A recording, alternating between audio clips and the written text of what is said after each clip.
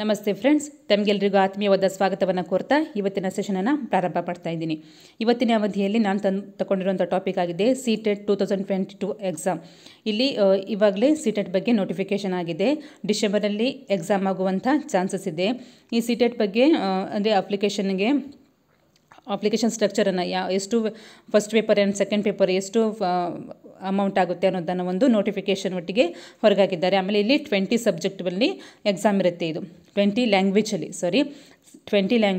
20 ಭಾಷೆಗಳಲ್ಲಿ ಇದು CTET ಎಕ್ಸಾಮನ್ನು conduct ಮಾಡ್ತಾರೆ. ಈ CTET ಎಕ್ಸಾಮಲ್ಲಿ ಭಾರತದಾದ್ಯಂತ ಯಾವುದೇ ಒಂದು ಶಾಲೆಯಲ್ಲಿ ಅಂದರೆ ಸೆಂಟ್ರಲ್ಗೆ ಸಂಬಂಧಪಟ್ಟಂತಹ ಕೇಂದ್ರಕ್ಕೆ ಸಂಬಂಧಪಟ್ಟಂತಹ ಶಾಲೆಗಳಲ್ಲಿ ಟೀಚರ್ಸ್ನ ಎಲಿಜಿಬಿಲಿಟಿ ಟೆಸ್ಟ್ ಇದಾಗಿದೆ. ಸೊ ಹಾಗಾಗಿ ನೀವು ಈ ಒಂದು ಎಕ್ಸಾಮಲ್ಲಿ ಕ್ವಾಲಿಫೈ ಆದರೆ ಲೈಫ್ ಟೈಮ್ ಅಂದರೆ ಜೀವನದಾದ್ಯಂತ ಅಂದರೆ ನಿಮಗೆ ಆ ಏಜ್ ಲಿಮಿಟ್ ಇರುವಷ್ಟರಲ್ಲಿ ನೀವು ಯಾವುದೇ ಒಂದು ಸ್ಕೂಲಲ್ಲಿ, ಉದಾಹರಣೆಗೆ ನವೋದಯ, ಕ್ರೈಸಿಸ್, ಈ ಒಂದು ಸ್ಕೂಲಲ್ಲಿ ನೀವು ಟೀಚ್ ಮಾಡಲಿಕ್ಕೆ ಎಲಿಜಿಬಿಲಿಟಿಯನ್ನು ಆ ಒಂದು ಸ್ಕೂಲಲ್ಲಿ ಸೆಂಟ್ರಲ್ ಸಿಲೆಬಸ್ ಇರುವಂತಹ ಸ್ಕೂಲಲ್ಲಿ ಟೀಚರ್ಸನ್ನು ಕ್ವಾಲಿಫೈ ಮಾಡುವಂಥ ಚಾನ್ಸಸ್ ಇದ್ದರೆ ನೀವು ಈ ಒಂದು CTETನ್ನು ಕ್ವಾಲಿಫೈ ಮಾಡ್ಕೊಳ್ಬೇಕಾಗುತ್ತೆ. ಅದರ ನಂತರ ಅದರಲ್ಲಿ ನೀವು ಎಕ್ಸಾಮನ್ನು ಬರೀಲಿಕ್ಕೆ ಚಾನ್ಸಸ್ ಸಿಗುತ್ತೆ. ಸೊ ಹಾಗಾಗಿ ಈ ಒಂದು ಎಕ್ಸಾಮಲ್ಲಿ TET ಎಕ್ಸಾಮ್, KAR-TET ಆ ಒಂದು ಎಕ್ಸಾಮಿಗೆ ಸರಿಸಂಬಂಧವಾಗಿರುವಂತಹ CTETಲ್ಲಿ ಸಿಲೆಬಸ್ಗಳಿರ್ತವೆ. ಈ ಒಂದು CTET ಎಕ್ಸಾಮಲ್ಲಿ ಯಾವ ರೀತಿಯ ಸಿಲೆಬಸ್ಗಳಿರ್ತವೆ,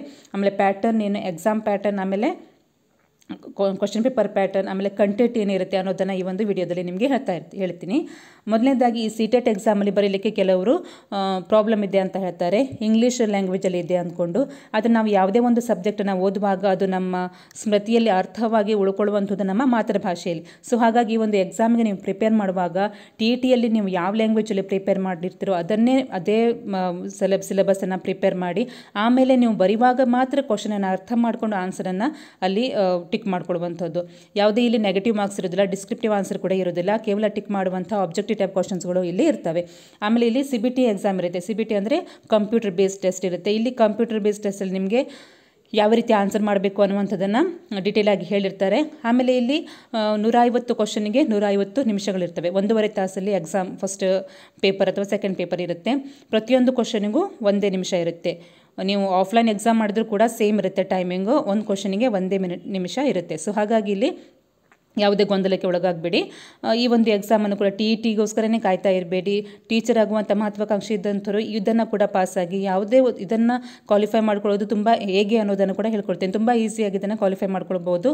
ಆಮೇಲೆ ಈ ಒಂದು ಎಕ್ಸಾಮನ್ನು ಕ್ವಾಲಿಫೈ ಆದರೆ ನೀವು ದೇಶದಲ್ಲಿ ಯಾವುದೇ ಒಂದು ಶಾಲೆಯಲ್ಲೂ ಕೂಡ ಟೀಚರ್ ಆಗುವಂಥ ಅರ್ಹತೆಯನ್ನು ಪಡ್ಕೊಳ್ತೀರಾ. ಮೊದಲನೇದಾಗಿ ಈ ಒಂದು ಎಕ್ಸಾಮಲ್ಲಿರುವಂಥ ಸಿಲೆಬಸ್, ಪ್ಯಾಟರ್ನ್, ಕಂಟೆಂಟ್ಗಳ ಬಗ್ಗೆ ನೋಡ್ಕೊಳ್ತಾ ಹೋಗುವ. ಇಲ್ಲಿ ಎಕ್ಸಾಮ್ ಪ್ಯಾಟರ್ನ್ ಆಮೇಲೆ ಕ್ವಶನ್ ಪೇಪರ್ ಪ್ಯಾಟರ್ನ್ ಕೂಡ ಇಲ್ಲಿ ಹೇಳ್ತಾ ಹೋಗ್ತೀನಿ. ಮೊದಲನೇದಾಗಿ ಇಲ್ಲಿ ಆನ್ಲೈನ್ ಎಕ್ಸಾಮ್ ಇರುತ್ತೆ. CBT ಕಂಪ್ಯೂಟರ್ ಬೇಸ್ಡ್ ಟೆಸ್ಟ್ ಇದಾಗಿರುತ್ತೆ. ಇಲ್ಲಿ 150 ಕ್ವಶನ್ಸ್ಗಳಿರ್ತವೆ. 150 ಮಾರ್ಕ್ಸ್ಗೆ ಈ ಕ್ವಶನ್ಸ್ಗಳು ಇರ್ತವೆ. ಆಮೇಲೆ ಇಲ್ಲಿ 150 ನಿಮಿಷ ಅಂದರೆ 1.5 ಗಂಟೆಯ ಅವಧಿ ಇದಕ್ಕೆ ಇರುತ್ತೆ. ಪ್ರತಿಯೊಂದು ಕ್ವಶನಿಗೆ 1 ನಿಮಿಷ ಇಲ್ಲಿ ಮೀಸಲಾಗಿರ್ತಾರೆ. ಇಲ್ಲಿ CBT ಅಂದರೆ ನೀವು ಯಾವುದೇ ಒಂದು ಅಂದರೆ ಭಯಕ್ಕೆ ಒಳಗಾಗುವಂಥ ಅವಶ್ಯಕತೆ ಇಲ್ಲ. ಸೊ ಯಾಕಂದರೆ ಇಲ್ಲಿ ಅವರು ಹೇಗೆ ಎಕ್ಸಾಮನ್ನು ಅಟೆಂಡ್ ಮಾಡಬೇಕು ಅನ್ನೋದ್ರ ಬಗ್ಗೆ ಕೂಡ ತುಂಬ ಜನರು ವಿಡಿಯೋ ಕೂಡ ಮಾಡಿದ್ದಾರೆ. ಅದನ್ನು ನೋಡಿಕೊಂಡ್ರೆ ನೀವು ಆ ಒಂದು ಎಕ್ಸಾಮ್ಗೆ ಪ್ರಿಪೇರ್ ಆಗ್ಬೋದು. ಆಮೇಲೆ ಇಲ್ಲಿ MCQ ಟೈಪ್ ಕ್ವಶನ್ಸ್ ಇರ್ತವೆ, ಆಬ್ಜೆಕ್ಟಿವ್ ಟೈಪ್ ಕ್ವಶನ್ಸ್ ಇರ್ತವೆ. ಪ್ರತಿಯೊಂದಕ್ಕೂ 4 ಅಂದರೆ ಆಬ್ಜೆಕ್ಟಿವ್ ಟೈಪ್ 4 ಆಪ್ಷನ್ಸ್ಗಳಿರ್ತವೆ. ಅದರಲ್ಲಿ ಒಂದನ್ನು ಟಿಕ್ ಮಾಡಿಕೊಡುವಂಥದ್ದು. ಯಾವುದೇ ನೆಗೆಟಿವ್ ಮಾರ್ಕ್ಸ್ ಇರೋದಿಲ್ಲ. ಇಲ್ಲಿ ನೀವು ಎಲಿಜಿಬಲ್ ಆಗಬೇಕು ಅಂತ ಹೇಳಿದರೆ 150ರಲ್ಲಿ ಕೇವಲ 90 ಅಂಕಗಳನ್ನು ಪಡೆದ್ರೆ ಸಾಕು. ಯಾವುದೇ ಒಂದು ಟಾಪರನ್ನು ಇಲ್ಲಿ ಅನೌನ್ಸ್ ಮಾಡೋದಿಲ್ಲ. ಇಷ್ಟನ್ನು ತಗೊಳ್ಬೇಕಂತ ಒಂದು ರೇಂಜ್ ಕೂಡ ಇಲ್ಲ. ಇಲ್ಲಿ 90 ಮಾರ್ಕ್ಸನ್ನು ತೆಗೆದುಕೊಂಡ್ರೆ ನೀವು ಅಂದರೆ 60% ತೆಗೆದುಕೊಂಡ್ರೆ ಈ ಒಂದು ಎಕ್ಸಾಮಲ್ಲಿ ನೀವು ಈ ಒಂದು ಟೆಸ್ಟಲ್ಲಿ ನೀವು ಎಲಿಜಿಬಲ್ ಆಗ್ತೀರಾ. 150ರಲ್ಲಿ ಕೇವಲ 90 ಮಾರ್ಕ್ಸನ್ನು ತೆಗೆದುಕೊಳ್ಳುವುದು ತುಂಬ ಈಸಿಯಾಗಿದೆ. ಇಲ್ಲಿ ಸಿಲೆಬಸ್ ಕೂಡ ಹಿಂದಿನ ಎಕ್ಸಾಮಲ್ಲಿ ಬಂದಿರುವಂಥ ಅದೇ ಪ್ಯಾಟರ್ನ್ ರಿಪೀಟ್ ಆಗಿರುತ್ತೆ. ಸೊ ಹಾಗಾಗಿ ಇಲ್ಲಿ ನೀವು ಆರಾಮಾಗಿ 90 ಮಾರ್ಕ್ಸ್ಗಳನ್ನು ಪಡ್ಕೊಳ್ಬೋದು. ಆಮೇಲೆ ಪೇಪರ್ 1 ಬಗ್ಗೆ ಹೇಳ್ತಾನೆ. ಇಲ್ಲಿ ಪೇಪರ್ 1 ಬಂದುಬಿಟ್ಟಿದ್ದು 1ರಿಂದ 5ನೇ ತರಗತಿಯವರೆಗಿನ ಮಕ್ಕಳಿಗೆ ಯಾರು ಟೀಚ್ ಮಾಡಲಿಕ್ಕೆ ಅರ್ಹತೆಯನ್ನು ಪಡೆದಿರ್ತಾರೆ ಅವರಿಗೆ ಆಗಿರುವಂಥ ಒಂದು ಪೇಪರ್ ಇದು. ಇಲ್ಲಿ 5 ಸಬ್ಜೆಕ್ಟ್ಗಳಿರ್ತವೆ. 6ರಿಂದ 11ನೇ ವಯಸ್ಸಿನ ಮಕ್ಕಳ ಒಂದು ವಯೋಮಿತಿಯನ್ನು, ಅವರ ಮನಸ್ಥಿತಿಯನ್ನು ಅರ್ಥ ಮಾಡಿಕೊಂಡು ಕಲಿಸಲಿಕ್ಕೆ ಆಗುವಂತಹ ಒಂದು ಫಸ್ಟ್ ಪೇಪರ್ ಇಲ್ಲಿ ಇರುತ್ತೆ. ಆಮೇಲೆ 2ನೇ ಪೇಪರ್ ಆಗಿಬಿಟ್ಟು ಇಲ್ಲಿ ಪೇಪರ್ 2 ಇಲ್ಲಿ 6 to 8 6ರಿಂದ 8ನೇ ತರಗತಿಯವರೆಗೆ ಇರುವಂತಹ ಒಂದು ಬೋಧನೆ ಮಾಡಲಿಕ್ಕೆ ಟೀಚಿಂಗ್ ಮಾಡಲಿಕ್ಕೆ ಯಾರು ಬಯಕೆಯನ್ನು ಹೊಂದಿರ್ತಾರೆ ಅವರಿಗೆ ಇರುವಂತಹ ಪೇಪರ್ 2 ಇದಾಗಿದೆ. ಇಲ್ಲಿ ಪೇಪರ್ 1, 2 ಎರಡನ್ನೂ ಕೂಡ ಬರಿಬಹುದು, ಪೇಪರ್ 1 ಕೂಡ ಬರಿಬೋದು, ಕೇವಲ 2 ಮಾತ್ರ ಬರಿಬೋದು. ಈ ರೀತಿಯಾಗಿ ಯಾವುದೇ 1 ಬರಿಬೋದು, ಇಲ್ಲ ಅಂದರೆ 2 ಕೂಡ ಬರಿಬಹುದು. ಇಲ್ಲಿ ಸಬ್ಜೆಕ್ಟ್ಗಳು ಸೇಮ್ ಇರ್ತವೆ, ಒಂದು 3 ಸಬ್ಜೆಕ್ಟ್ ಸೇಮ್ ಇರುತ್ತೆ, ಮುಂದೆ ಹೇಳ್ತಾ ಹೋಗ್ತೀನಿ. ಇಲ್ಲಿ ಪೇಪರ್ 2 4 ಸಬ್ಜೆಕ್ಟ್ಗಳಿರ್ತವೆ. 12ರಿಂದ 14ನೇ ವಯಸ್ಸಿನ ಮಕ್ಕಳ ವಯೋಮಿತಿಯನ್ನು ಆಧಾರವಾಗಿಟ್ಕೊಂಡು ಅವರ ಮನಸ್ಥಿತಿಯನ್ನು ಅರ್ಥ ಮಾಡಿಕೊಂಡು ಆ ಒಂದು ಲೆವೆಲಲ್ಲಿ ಇಲ್ಲಿ ಟೀಚಿಂಗ್ ಮಾಡಲಿಕ್ಕೆ ಅಬಿಲಿಟಿಯನ್ನು ಹೊಂದಿರುವಂತಹ 2ನೇ ಪೇಪರ್ ಇದಾಗಿದೆ. ಸೊ ಇಲ್ಲಿ ಪೇಪರ್ 1 ಮತ್ತು 2 1 to 5th first paper 6 to 8 ಕ್ಲಾಸ್ಗೆ ಟೀಚ್ ಮಾಡಲಿಕ್ಕೆ ಪೇಪರ್ 2 ಎಲಿಜಿಬಲ್ ಆಗಿರುತ್ತೆ. ಫಸ್ಟ್ ಪೇಪರಲ್ಲಿ 5 ಸಬ್ಜೆಕ್ಟ್ಗಳಿರ್ತವೆ, ಆಮೇಲೆ ಪೇಪರ್ 2 4 ಸಬ್ಜೆಕ್ಟ್ಗಳು ಇರ್ತವೆ. ಆಮೇಲೆ ಸಿಲೆಬಸ್ ಆಮೇಲೆ ಎಕ್ಸಾಮ್ ಪ್ಯಾಟರ್ನ್ ಹೇಗಿದೆ ಎರಡೂ ಇಲ್ಲಿ 1ರಲ್ಲಿ ಇದೆ. ಇದು ಪೇಪರ್ 1ರಲ್ಲಿ ಇಲ್ಲಿ 150 ಮಾರ್ಕ್ಸ್ಗಳಿವೆ, ಒಟ್ಟು 5 ಸಬ್ಜೆಕ್ಟ್ಗಳಿವೆ. 5 ಭಾಗದಲ್ಲಿ ಈ ಫಸ್ಟ್ ಪೇಪರ್ ಇದೆ. ಇಲ್ಲಿ ಮೊದಲನೇದಾಗಿ CDP ಅಂದರೆ ಚೈಲ್ಡ್ ಡೆವಲಪ್ಮೆಂಟ್ ಆ್ಯಂಡ್ ಪೆಡಗಾಜಿ, ಶಿಶು ಮನೋವಿಜ್ಞಾನ ಮತ್ತು ಬೋಧನಾ ಶಾಸ್ತ್ರ. ಇಲ್ಲಿ 30 ಮಾರ್ಕ್ಸ್ಗೆ ಇರುತ್ತೆ. ಈ CDP ಅನ್ನುವಂಥದ್ದು TETಯಲ್ಲೂ ಕೂಡ ಇದೆ, ಈ CTETಯಲ್ಲೂ ಕೂಡ ಇದೆ. ಈ CDP ಅನ್ನುವಂಥದ್ದು ಟೀಚರ್ ಆಗಲಿಕ್ಕೆ ಅರ್ಹತೆಯನ್ನು ಹೊಂದಿರುವಂಥ ಪ್ರತಿಯೊಂದು ಎಕ್ಸಾಮಲ್ಲೂ ಪ್ರತಿಯೊಂದು ಟೆಸ್ಟಲ್ಲೂ ಇದು ಕಂಪಲ್ಸರಿ ಆಗಿರುವಂಥದ್ದು. ನೀವು ಇವಾಗಲೇ TETಯಲ್ಲಿ ಓದಿರ್ತೀರಾ, ಆಮೇಲೆ GPSTರಲ್ಲೂ ಕೂಡ ಬರೆದಿರ್ತಾರೆ. GPSTR ಎಕ್ಸಾಮ್ ಬರೆದಿರೋರು ಕೂಡ ಈ ಒಂದು ಎಕ್ಸಾಮನ್ನು ಬರೀಲಿಕ್ಕೆ ಟ್ರೈ ಮಾಡಿ. ಯಾಕೆ ಅಂತ ಹೇಳಿದ್ರೆ ಅಲ್ಲಿ ನಿಮಗೆ ಆಗದೇ ಇದ್ರೆ ಇಲ್ಲೂ ಕೂಡ ಇದು ಕ್ವಾಲಿಫೈ ಆಗ್ಬೋದು. ಆಲ್ರೆಡಿ ನೀವು ಇದನ್ನು ಓದಿರ್ತೀರ. ಸೊ ಹಾಗಾಗಿ ಹೇಳ್ತಾ ಇದ್ದೀನಿ, CDP ಅನ್ನುವಂಥದ್ದು ನೀವು ಇವಾಗಲೇ ಓದಿರ್ತೀರಾ, ಓದ್ಕೋತಾ ಕೂಡ ಇದ್ದೀರಾ. ಸೊ ಹಾಗಾಗಿ ಈ ಒಂದು ಇರುವಂತಹ ಒಂದು ಚಾನ್ಸನ್ನು ಉಪಯೋಗ ಮಾಡ್ಕೊಳ್ಳಿ ಅಂತ ಹೇಳ್ತೀನಿ. ಇಲ್ಲಿರುವಂಥದ್ದು 30 ಮಾರ್ಕ್ಸಲ್ಲಿ 6ರಿಂದ 11ನೇ ವಯಸ್ಸಿನ ಮಕ್ಕಳ ವಯೋಮಿತಿಗೆ ಅವರ ಒಂದು ಮನಸ್ಥಿತಿಗೆ ಅರ್ಥವಾಗುವಂತೆ ಯಾವ ರೀತಿ ಬೋಧನೆ ಮಾಡಬೇಕು ಅನ್ನುವಂತಹ ಒಂದು ವಿಷಯವನ್ನು ಈ ಶಿಶು ಮನೋವಿಜ್ಞಾನದಲ್ಲಿ ಅಳವಡಿಸಲಾಗಿದೆ. ಸೊ ಅದನ್ನು ಆಮೇಲೆ ಬೋಧನಾ ಶಾಸ್ತ್ರ ಇವೆರಡು ಮೊದಲನೇ ಗ್ರೂಪಲ್ಲಿ ಬರುತ್ತೆ. ಆಮೇಲೆ ಎರಡನೇದಾಗಿ ಲ್ಯಾಂಗ್ವೇಜ್, ಫಸ್ಟ್ ಲ್ಯಾಂಗ್ವೇಜ್, ಆಮೇಲೆ 3ನೇದಾಗಿ ಸೆಕೆಂಡ್ ಲ್ಯಾಂಗ್ವೇಜ್. ಇದು ಎರಡನ್ನು ಒಂದೇ ಸಲ ಹೇಳ್ತೀನಿ ನಿಮಗೆ. ಇಲ್ಲಿ ಫಸ್ಟ್ ಲ್ಯಾಂಗ್ವೇಜಲ್ಲಿ ಬಂದಿರುವಂಥದ್ದು ಒಟ್ಟು 20 ಲ್ಯಾಂಗ್ವೇಜ್ಗಳಲ್ಲಿ ಈ ಎಕ್ಸಾಮನ್ನು ಕಂಡಕ್ಟ್ ಮಾಡ್ತಾರೆ. ಸೊ ಹಾಗಾಗಿ ಇಲ್ಲಿ ಒಟ್ಟು 20 ಲ್ಯಾಂಗ್ವೇಜ್ಗಳಿವೆ. ಇಲ್ಲಿ ಎಕ್ಸಾಂಪಲ್ ಆಗಿ ನಾನು ಇಂಗ್ಲೀಷ್, ಕನ್ನಡ ಮತ್ತು ಹಿಂದಿಯನ್ನು ತೆಗೆದುಕೊಂಡಿದ್ದೀನಿ.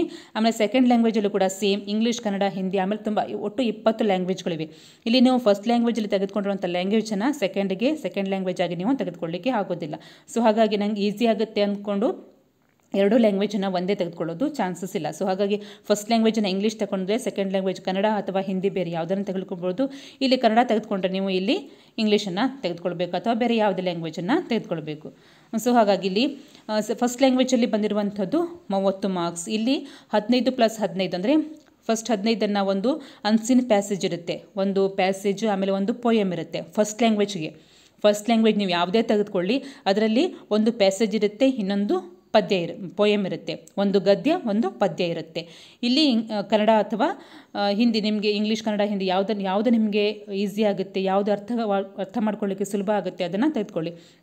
ನಾನು ನನ್ನ ವೈಯಕ್ತಿಕ ಅಭಿಪ್ರಾಯ ಏನು ಹೇಳೋದು ಅಂತ ಹೇಳಿದರೆ ಕನ್ನಡ ಮತ್ತು ಹಿಂದಿಯನ್ನು ತೆಗೆದುಕೊಳ್ಳಿ. ಇಂಗ್ಲೀಷಲ್ಲಿ ಬರುವಂಥ ಪೋಯಮ್ ಇರುತ್ತಲ್ವ, ಅದು ಸ್ವಲ್ಪ ಟಫ್ ಇರುತ್ತೆ. ಅದನ್ನು ಆ ಒಂದು ಶಬ್ದಾರ್ಥ ನೋಡಬೇಕು ಅಂತ ಹೇಳಿದ್ರೆ ನೀವು ಡಿಕ್ಷನರಿಯನ್ನೇ ಅವಲಂಬಿಸಬೇಕಾಗತ್ತೆ. ಸೊ ಹಾಗಾಗಿ ಎಕ್ಸಾಮಲ್ಲಿ ಆ ಒಂದು ನೀವು ತೊಂದರೆಗೆ ಒಳಗಾಗಬಾರ್ದು ಅನ್ನುವಂಥ ಉದ್ದೇಶದಿಂದ ಹೇಳ್ತಾ ಇದ್ದೀನಿ. ಇಲ್ಲಿ ಕನ್ನಡ ಮತ್ತು ಹಿಂದಿಯನ್ನು ತೆಗೆದುಕೊಂಡ್ರೆ ನಿಮಗೆ ಈಸಿ ಆಗುತ್ತೆ. ಇಂಗ್ಲೀಷನ್ನು ಯಾವುದೇ ಕಾರಣಕ್ಕೆ ತೆಗೆದುಕೊಳ್ಳಿಕ್ಕೆ ಹೋಗಬೇಡಿ. ನಿಮಗೆ ಇಂಗ್ಲೀಷ್ ಈಸಿ ಆಗುತ್ತೆ ಅಂತ ಹೇಳಿದ್ರೆ ತೆಗೆದುಕೊಳ್ಬೋದು. ಮೊದಲನೇದಾಗಿ ಇಲ್ಲಿ ಫಸ್ಟ್ ಲ್ಯಾಂಗ್ವೇಜನ್ನು ನಿಮ್ಗೆ ಈಸಿ ಆಗಿರುವಂಥದ್ದನ್ನೇ ತೆಗೆದುಕೊಳ್ಳಿ. ಅಲ್ಲಿ ಒಂದು ಪ್ಯಾಸೇಜು, ಒಂದು ಪೋಯಮ್ಗೆ ಸಂಬಂಧಪಟ್ಟಂತೆ ಕ್ವಶನ್ಸ್ಗಳನ್ನು ಕೇಳ್ತಾರೆ. ಇಲ್ಲಿ ಗ್ರಾಮರ್ ಒಂದು 2ರಿಂದ 3 ಮಾರ್ಕ್ಸಲ್ಲಿ, ಅಥವಾ 3 ಅಂದರೆ ಜಾಸ್ತಿ ಇರುತ್ತೆ, 1 ಅಥವಾ 2 ಮಾರ್ಕ್ಸಲ್ಲಿ ಗ್ರಾಮರ್ ಇರ್ಬೋದು. ಗ್ರಾಮರಿಗೆ ಅಷ್ಟು ಇಂಪಾರ್ಟೆನ್ಸನ್ನು ಇದು ಮಾಡಿಬಿಡಿ. ಗ್ರಾಮರನ್ನು ನೋಡ್ಕೊಳ್ಳಿ. ನೀವು ಹಿಂದೆ ಏನು ಗ್ರಾಮರನ್ನು ಓದಿರ್ತೀರೋ ಅದೇ ಗ್ರಾಮರನ್ನು ಇಲ್ಲಿ ಕೇಳಿರ್ತಾರೆ. ಸೊ ಹಾಗಾಗಿ ಇಲ್ಲಿ ಪ್ಯಾಸೇಜ್ ಬಗ್ಗೆ ಹೇಳೋದಾದರೆ ನಾನು ಓಲ್ಡ್ ಕ್ವಶನ್ಸ್ ಪೇಪರ್ಗಳನ್ನು ಸಾಲ್ವ್ ಮಾಡಿ. ಯಾಕೆ ಅಂದರೆ ನೀವು ಕೇಳ್ಬೋದು ಅದನ್ನೇ ಇಲ್ಲಿ ಕೇಳಿರ್ತಾರೆ, ಅದೇ ಪ್ಯಾಸೇಜನ್ನು ಇಲ್ಲಿ ಕೇಳಿರ್ತಾರೆ. ಇಲ್ಲ, ನಿಜವಾಗ್ಲೂ ಆ ಒಂದು ಪ್ಯಾಸೇಜನ್ನು ಯಾವುದೇ ಒಂದು ಎಕ್ಸಾಮಲ್ಲಿ ರಿಪೀಟ್ ಆಗೋದಿಲ್ಲ. ಯಾಕೆ ಹೇಳ್ತಿದ್ದೀನಿ ಅಂತ ಹೇಳಿದರೆ ನಿಮಗೆ ಆ ಪ್ಯಾಸೇಜನ್ನು ಸಾಲ್ವ್ ಮಾಡುವಂಥ, ಕ್ವಶನನ್ನು ಸಾಲ್ವ್ ಮಾಡುವಂಥ ಕೆಪಾಸಿಟಿ ಬರುತ್ತೆ, ನಿಮಗೆ ಆ ಒಂದು ಅನುಭವ ಸಿಗುತ್ತೆ. ಸೊ ಹಾಗಾಗಿ ಹೇಳ್ತಾ ಇದ್ದೀನಿ, ಪ್ಯಾಸೇಜನ್ನು ಓದ್ಕೊಂಡು ಆ ಕ್ವಶನನ್ನು ಬಿಡಿಸ್ಲಿಕ್ಕೆ ಟ್ರೈ ಮಾಡಿ. ಇದರಿಂದ ನಿಮಗೆ ಒಂದು ನಾಲೆಜ್ ಸಿಗುತ್ತೆ. ಯಾವ ರೀತಿ ಕ್ವಶನ್ ಕೇಳಿದ್ರು ನಮಗೆ ಯಾವ ರೀತಿ ಕ್ವಶನ್ ಕೇಳಬಹುದು, ಯಾವ ರೀತಿ ಪ್ಯಾಸೇಜ್ ಇರುತ್ತೆ ಅನ್ನೋ ಒಂದು ಅಂದಾಜು ಕೂಡ ಸಿಗುತ್ತೆ. ಅದನ್ನು ಸಾಲ್ವ್ ಮಾಡಲಿಕ್ಕೆ ನಿಮಗೆ ಆ ಒಂದು ಧೈರ್ಯ ಕೂಡ ಬರುತ್ತೆ. ಸೊ ಹಾಗಾಗಿ ಒಂದು 2-3 ಕ್ವಶನ್ಸ್ ಪೇಪರಲ್ಲಿ ಬಂದಿರುವಂಥ ಒಂದು 2 ಪ್ಯಾಸೇಜ್ 2 ಪೊಯಮನ್ನು ಸಾಲ್ವ್ ಮಾಡಲಿಕ್ಕೆ ನೋಡಿ, ನಿಮಗೆ ಆ ಒಂದು ಅನುಭವ ಸಿಗುತ್ತೆ. ಸೊ ಹಾಗಾಗಿ ಆಮೇಲೆ ಪೆಡಗೋಜಿ, ಇದರಲ್ಲಿ ಕೂಡ ಇಂಗ್ಲೀಷ್ ಪೆಡಗೋಜಿ 15 ಮಾರ್ಕ್ಸ್ಗೆ ಇರುತ್ತೆ. ಇದು ಕೂಡ ನೀವು TETಯಲ್ಲಿ GPSTಯಲ್ಲೂ ಕೂಡ ಅಭ್ಯಾಸ ಮಾಡಿರ್ತೀರ. ಸೊ ಹಾಗಾಗಿ ನೀವು ಮತ್ತೆ ಅದನ್ನು ಒಂದ್ಸಲ ರಿಪೀಟ್ ಮಾಡಿದ್ರೆ ಈ ಎಕ್ಸಾಮಲ್ಲಿ ನೀವು ಖಂಡಿತ ಆ ಒಂದು ಎಲ್ಲ ಮಾರ್ಕ್ಸ್ಗಳನ್ನು ಪಡಿಬೋದು. ಆಮೇಲೆ ಸೆಕೆಂಡ್ ಲ್ಯಾಂಗ್ವೇಜಲ್ಲೂ ಕೂಡ ಸೇಮ್ ಇರುತ್ತೆ. ಇಲ್ಲಿ ಯಾವುದೇ ಲ್ಯಾಂಗ್ವೇಜನ್ನು ತೆಗೆದುಕೊಂಡ್ರು ನೀವು ಇಲ್ಲಿ 2 ಗದ್ಯಗಳಿರುತ್ತವೆ, ಪದ್ಯ ಇಲ್ಲಿ ಇರೋದಿಲ್ಲ, 2 ಗದ್ಯಗಳಿರುತ್ತವೆ. ಇಲ್ಲಿ 30 ಮಾರ್ಕ್ಸ್ಗಿರುತ್ತೆ. ಇದರಲ್ಲೂ ಕೂಡ 15+15 2 ಪ್ಯಾಸೇಜ್ ಇರುತ್ತೆ, 2 ಗದ್ಯ ಇರುತ್ತೆ. ಆಮೇಲೆ 15 ಮಾರ್ಕ್ಸ್ಗೆ ಪೆಡಗೋಜಿಯನ್ನು ಅಭ್ಯಾಸ ಮಾಡಿರಬೇಕು. ಇದರಲ್ಲಿ ಗ್ರಾಮರ್ 2-3 ಕ್ವಶನ್ಸ್ಗಳು ಬರ್ಬೋದು. ನೀವು ಪ್ಯಾಸೇಜನ್ನು ಸಾಲ್ವ್ ಮಾಡಲಿಕ್ಕೆ ನೋಡಿದರೆ ನಿಮಗೆ ಇಲ್ಲಿ ಒಂದು ಅನುಭವ ಸಿಗುತ್ತೆ. ಆಮೇಲೆ 4ನೇ ಸಬ್ಜೆಕ್ಟ್ ಆಗಿ ಇಲ್ಲಿ EVS ಇರುತ್ತೆ. EVS ಅಂದರೆ NCERT ಬುಕ್ಕಲ್ಲಿ ನೀವು 3rd to 5th ಕ್ಲಾಸಿನ ಒಂದು ಬುಕ್ಸನ್ನು ರೆಫರ್ ಮಾಡಿದರೆ EVS ಅನ್ನು ಈಸಿಯಾಗಿ ಪಾಸ್ ಮಾಡ್ಕೊಳ್ಬೋದು. ಇಲ್ಲೂ ಕೂಡ ಕಂಟೆಂಟ್ಗೆ ಸಂಬಂಧಪಟ್ಟಂತೆ 15 ಮಾರ್ಕ್ಸ್ ಇರುತ್ತೆ. ಆಮೇಲೆ ಪೆಡಗೋಜಿಗೆ ಸಂಬಂಧಪಟ್ಟಂತೆ EVS ಅನ್ನು ಹೇಗೆ ಬೋಧನೆ ಮಾಡ್ಬೋದು, ಅಲ್ಲಿ ಬರುವಂತಹ ಪ್ರಾಬ್ಲಮ್ಸ್ಗಳೇನು, ಅದನ್ನು ಹೇಗೆ ಸಾಲ್ವ್ ಮಾಡ್ಬೋದು, ಹೇಗೆ ಈಸಿಯಾಗಿ ಮಕ್ಕಳಿಗೆ ಮನವರಿಕೆ ಮಾಡ್ಬೋದು ಅನ್ನುವಂಥ ವಿಧಾನವನ್ನು ಈ ಪೆಡಗೋಜಿ ಒಳಗೊಂಡಿರುತ್ತೆ. ಸೊ ಹಾಗಾಗಿ ಇಲ್ಲೂ ಕೂಡ ನೀವು ಪೆಡಗೋಜಿಯಲ್ಲಿ 15 ಮಾರ್ಕ್ಸನ್ನು ಆರಾಮಾಗಿ ಪಡ್ಕೊಳ್ಬೋದು. ಇಲ್ಲಿ NCERTಗೆ ಸಂಬಂಧಪಟ್ಟಂತಹ 3rd to 5th ಕ್ಲಾಸಿನ ಬುಕ್ಸನ್ನು ರೆಫರ್ ಮಾಡಿದರೆ ಈಸಿಯಾಗಿ ಪಾಸ್ ಮಾಡ್ಕೊಳ್ಬೋದು. ಆಮೇಲೆ ಮ್ಯಾಥ್ಸ್ ಅಂದರೆ ಅಷ್ಟು ದೊಡ್ಡ ಪ್ರಮಾಣದ ಮ್ಯಾಥ್ಸ್ ಏನೂ ಇಲ್ಲಿ ಇರೋದಿಲ್ಲ. 30 ಮಾರ್ಕ್ಸಿಗೆ ಇಲ್ಲೂ ಕೂಡ 15+15 ಕಂಟೆಂಟ್ ಇರುತ್ತೆ, 15 ಪೆಡಗೋಜಿ ಇರುತ್ತೆ. ಇಲ್ಲೂ ಕೂಡ 3rd to 5th ಕ್ಲಾಸಿನ NCERT ಬುಕ್ಕನ್ನು ರೆಫರ್ ಮಾಡಿದರೆ ಆರಾಮಾಗಿ ಒಂದು ಮ್ಯಾಥ್ಸಲ್ಲಿ ಬರುವಂತಹ ಪ್ರಾಬ್ಲಮ್ಸ್ಗಳನ್ನು ಸಾಲ್ವ್ ಮಾಡ್ಬೋದು. ಸೊ ಇಲ್ಲಿ ಈ ಒಂದು ಪೂರ್ತಿ ಪೇಪರನ್ನು ನಾವು ನೋಡಿದರೆ ಇಲ್ಲಿ ನಮಗೆ 90 ಮಾರ್ಕ್ಸ್ ಏನಿರುತ್ತೆ ಪೆಡಗೋಜಿ ಬಗ್ಗೆ ಇರುತ್ತೆ. ಫಸ್ಟಿಗೆ 30 ಮಾರ್ಕ್ಸ್ ಇರುತ್ತೆ ಪೆಡಗೋಜಿ ಬಗ್ಗೆ, ಶಿಶು ಮನೋವಿಜ್ಞಾನ ಬಗ್ಗೆ. ಆಮೇಲೆ ಫಸ್ಟ್ ಲ್ಯಾಂಗ್ವೇಜ್ ಸೆಕೆಂಡ್ ಲ್ಯಾಂಗ್ವೇಜ್ ಎರಡನ್ನ ಸೇರಿ 15+15 30 ಮಾರ್ಕ್ಸ್ ಇರುತ್ತೆ. ಆಮೇಲೆ EVS ಮತ್ತು ಮ್ಯಾಥ್ಸ್ಗೆ ಸಂಬಂಧಪಟ್ಟಂತೆ ಅಲ್ಲೂ ಕೂಡ 15+15 30. ಸೊ ಒಟ್ಟಾರೆ ಇಲ್ಲಿ 90 ಮಾರ್ಕ್ಸ್ ಪೆಡಗೋಜಿ ಇರುತ್ತೆ. ನೀವು ಇವಾಗಲೇ TETಗೋಸ್ಕರ ಪ್ರಿಪೇರ್ ಆಗ್ತಾ ಇದ್ದೀರಾ, ಆಮೇಲೆ GPSTಯಲ್ಲೂ ಕೂಡ ಪ್ರಿಪೇರ್ ಆಗಿದ್ದೀರಾ. ಸೊ ಈ ಎಲ್ಲ ಒಂದು ಅಂಶವನ್ನು ನೀವು ಮತ್ತೆ ಪುನಃ ಓದಿದರೆ, ಪುನಃ ರಿವಿಷನ್ ಮಾಡಿದರೆ ಇಲ್ಲಿ 90 ಮಾರ್ಕ್ಸನ್ನು ತೆಗೆದುಕೊಳ್ಳೋದು ಯಾವುದೇ ಒಂದು ದೊಡ್ಡ ಇದಾಗೋದಿಲ್ಲ, ತೊಂದರೆ ಆಗೋದಿಲ್ಲ ನಿಮಗೆ. ಇವಾಗಲೇ ಓದಿರೋದ್ರಿಂದ ಒಂದ್ಸಲ ರಿವಿಷನ್ ಮಾಡಿದರೆ ಈ ಒಂದು ಪೇಪರನ್ನು ಈಸಿಯಾಗಿ ನೀವು ಪಾಸ್ ಮಾಡ್ಕೊಳ್ಬೋದು. ಕೇವಲ ಇಲ್ಲಿ ಬೇಕಾಗಿರುವಂಥದ್ದು 90 ಮಾರ್ಕ್ಸ್ಗಳು ಅಂದರೆ 60% ಈಸಿಯಾಗಿ ನೀವು ಈ ಪೇಪರನ್ನು ಪಾಸ್ ಮಾಡ್ಕೊಳ್ಬಹುದು. ಆಮೇಲೆ ಸೆಕೆಂಡ್ ಪೇಪರ್ ಬಗ್ಗೆ ಹೇಳೋದಾದರೆ ಇಲ್ಲಿ ಸೆಕೆಂಡ್ ಪೇಪರ್ ಕೂಡ 150 ಮಾರ್ಕ್ಸ್ಗಿರುತ್ತೆ, 1.5 ಗಂಟೆಯ ಅವಧಿಯಲ್ಲಿ ಇರುತ್ತೆ. ಇಲ್ಲಿ 3 ಸಬ್ಜೆಕ್ಟ್ಗಳು ಇಲ್ಲಿ ಸೇಮ್ ರಿಪೀಟ್ ಆಗಿರುತ್ತೆ. CDP ಇರುತ್ತೆ, ಲ್ಯಾಂಗ್ವೇಜ್ ಫಸ್ಟ್ ಆ್ಯಂಡ್ ಸೆಕೆಂಡ್.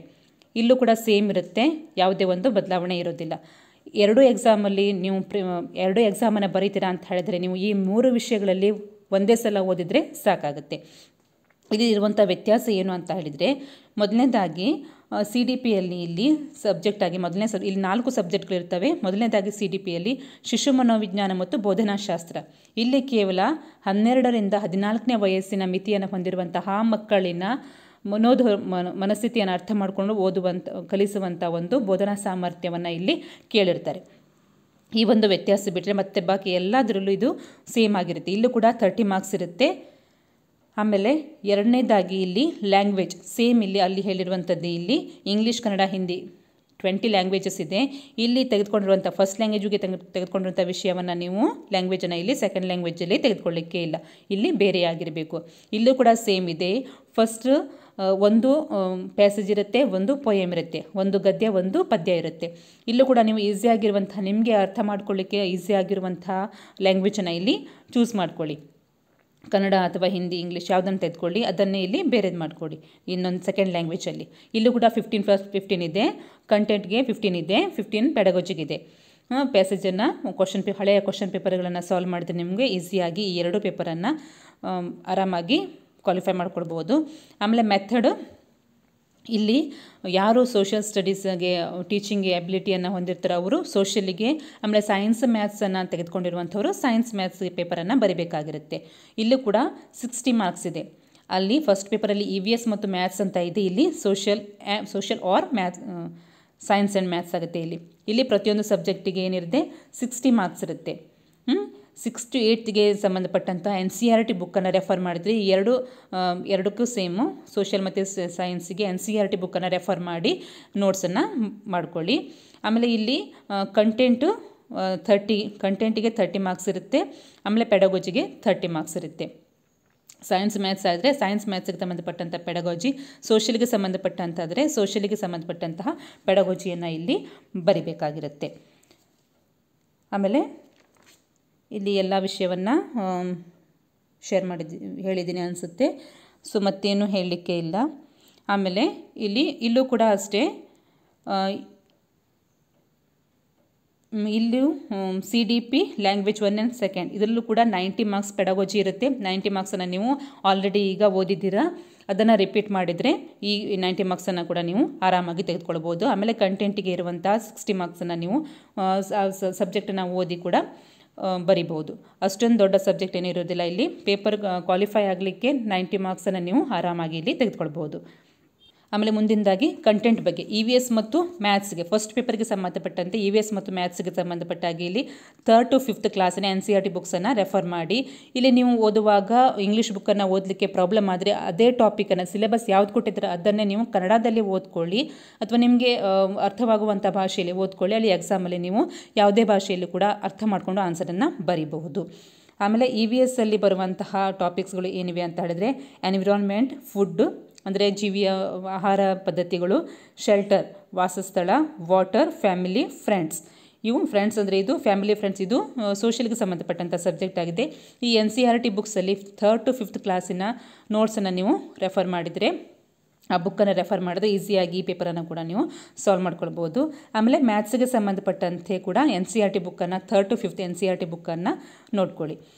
ಇಲ್ಲಿ ಬರುವಂಥ ಟಾಪಿಕ್ಸ್ಗಳಂದರೆ number, algebra, geometry, patterns, time, measurement, data handling, solids ಇವುಗಳ ಬಗ್ಗೆ ನೀವು ನೋಟ್ಸನ್ನು ಮಾಡಿಕೊಂಡು ನಿಮ್ಮ ಒಂದು ಲ್ಯಾಂಗ್ವೇಜಲ್ಲಿ ನೋಟ್ಸನ್ನು ರೆಫರ್ ಮಾಡಿ ಅದನ್ನು ನೋಡಿಕೊಂಡು ಇಂಗ್ಲೀಷಲ್ಲಿ ಕೂಡ ನೀವು ಆರಾಮಾಗಿ ಎಕ್ಸಾಮನ್ನು ಬರೀಬಹುದು. ಸೊ ಫ್ರೆಂಡ್ಸ್, ಇವಿಷ್ಟು CTET ಬಗ್ಗೆ ಇರುವಂತಹ ಮಾಹಿತಿ. ಎಲ್ಲ ಮಾಹಿತಿಯನ್ನು ನಿಮಗೆ ಹೇಳಿದ್ದೀನಿ, ಅರ್ಥ ಆಗಿದೆ ಅಂದ್ಕೋತೀನಿ. ಇದರ ಬಗ್ಗೆ ಏನಾದರೂ ಡೌಟ್ ಇದ್ದರೆ, ಅರ್ಥ ಆಗದೇ ಇರುವಂಥದ್ದು ಇದ್ದರೆ ನನಗೆ ಕಮೆಂಟ್ಸಲ್ಲಿ ತಿಳಿಸಿ ಅಂತ ಹೇಳ್ತಾ, ಈ ವಿಡಿಯೋ ನಿಮಗೆ ಇಷ್ಟ ಆದರೆ ಅಂದರೆ ಉಪಯೋಗ ಆಗುತ್ತೆ ಅಂತ ಹೇಳಿದರೆ ನಿಮ್ಮ ಫ್ರೆಂಡ್ಸ್ ಸರ್ಕಲಲ್ಲಿ ಇದನ್ನು ಶೇರ್ ಮಾಡಿ. ಯಾರಿಗೆಲ್ಲ ಟೀಚರ್ ಆಗುವ ಅಂದರೆ ಆಕಾಂಕ್ಷೆಯನ್ನು ಹೊಂದಿದ್ದಾರೆ ಪ್ರತಿಯೊಬ್ಬರು ಈ ಒಂದು ಉಪಯೋಗವನ್ನು ಪಡ್ಕೊಳ್ಳಿ. ದೇಶದಾದ್ಯಂತ ತುಂಬ ಶಾಲೆಗಳಿವೆ, ಎಲ್ಲರೂ ಆ ಒಂದು ಶಾಲೆಯಲ್ಲಿ ಬೋಧಿಸುವಂತಹ ಒಂದು ಪ್ರಾವೀಣ್ಯತೆಯನ್ನು ಹೊಂದಿದ್ದಾರೆ. ಸೊ ಹಾಗಾಗಿ ಅವರಿಗೊಂದು ಚಾನ್ಸ್ ಸಿಗಲಿ ಅಂತ ಹೇಳ್ತಾ ಥ್ಯಾಂಕ್ ಯು.